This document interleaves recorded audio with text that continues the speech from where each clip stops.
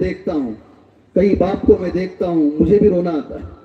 من ابتلی من هذه البنات بشيء، بچیوں کے معاملے میں اگر کوئی باپ آزمایا جائے، کوئی باپ آزمایا جائے، من ابتلی من هذه البنات بشيء، شادی نہیں ہو رہی، شادی ہو رہی ہے، میں ایسے بھی جانتا ہوں. لا کر بچی کو بٹھاتے ہیں، نہیں پسند کرتے لوگ چلے جاتے ہیں. دوسری بار بٹھاتے ہیں، لوگ نہیں پسند کرتے چلے جاتے ہیں.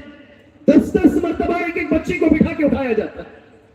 باپ کا دل پانی پانی ہو جاتا ہے، ماں کا دل پانی پانی ہو جاتا ہے، اس لیے کہ کوئی میری بچی کو پسند کرنے والا نہیں ہے. شادی ہوتی ہے، طلاق اور خلع میں تبدیل ہو جاتی ہے، باپ کا دل پانی پانی ہو جاتا ہے.